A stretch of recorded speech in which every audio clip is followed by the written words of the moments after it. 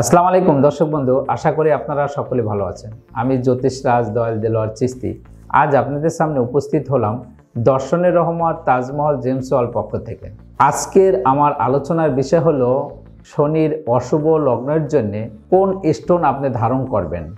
শনির লগ্নর পাশাপাশি অন্য গ্রহ যদি আপনি অশুভ লগ্নতে থাকে তাহলে কি আপনি অন্য স্টোনও ধারণ করতে হবে, না শুধু নীলাপাথর ধারণ করলেই আপনি উপকার পাবেন? এই বিষয় নিয়ে আজকে আমি আলোচনা করব। তার সম্পূর্ণ ভিডিও আমার দেখবেন, আমার সাথেই থাকবেন। ভিডিওটি মনোযোগ সহকারে শেষ পর্যন্ত দেখুন। আর এমনই সব রাশি রত্নপাথরের নিয়মিত তথ্য পেতে আমাদের চ্যানেলটি এখনই সাবস্ক্রাইব করুন ও পাশে থাকা বেল আইকনটিতে ক্লিক করুন। তো দর্শক বন্ধু, আজকের বিষয় হলো আলোচনা।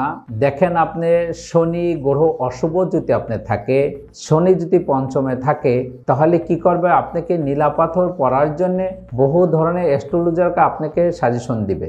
এখন আপনি অনেকে বলে থাকে নীলাপাথর ধারণ করলে ক্ষতিগ্রস্ত হবেন বা নীলাপাথর ধারণ করা যাবে না।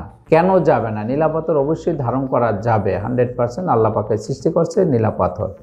এখন আপনি নীলা পাথর ব্যবহার করবেন, নীলার ভিতরে অনেক ধরনের গুণ আছে, অনেক ধরনের কালার আছে। এখন আপনি কোন কালারটা পরবেন? এখন শনির জন্য দেখা যাচ্ছে যে আপনি নীলা, রক্ত নীলাও শনির জন্য ব্যবহার করে, পীতাম্বর নীলাও শনির জন্য ব্যবহার করে, শেখ নীলাও শনির জন্য ব্যবহার করে, গঙ্গাজল নীলা সেটাও শনির জন্য ব্যবহার করে, পদ্ম নীলা সেটাও শনির জন্য ব্যবহার করে, বা আপনি যেটা বলে কৃষ্ণ নীলা সেটাও শনির জন্য ব্যবহার করা হয়। আরও আদার্স অনেক ধরনের নীলা আল্লাহ পাকে সৃষ্টি করেছে।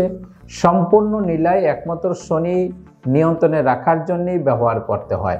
এখন আপনি শনির জন্য যে নীলা ধারণ করবেন, আপনার শরীরে দেখা গেছে যে বৃহস্পতিও আপনার অশুভ আছে, শুক্র অশুভ আছে, রবি অশুভ আছে, কেতু অশুভ আছে, মঙ্গল অশুভ আছে, চন্দ্র অশুভ আছে, রাহু অশুভ আছে। এখন আপনি এই গ্রহগুলো অনেক সময় অনেক মানুষেরও খারাপ থাকে, কিছুটা ভালো থাকে।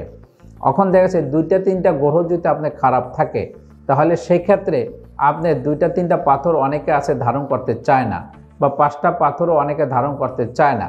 এখন সেই ক্ষেত্রে তাকে কমায়া শর্ট করে তাকে কোন স্টোনটা ধারণ করাবেন যে আপনার অন্য গ্রহগুলো তার পক্ষপাতী হয়ে যায়।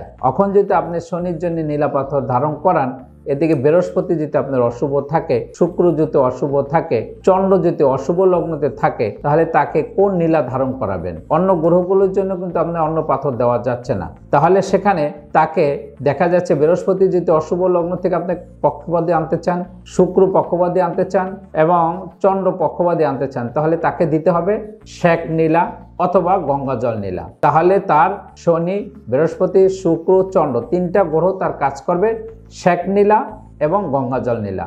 এই 2টা একটা নীলা দিলে অবশ্যই তার সম্পূর্ণভাবে সে কাজ হবে, ইনশাল্লাহ সে উপকার পাবে।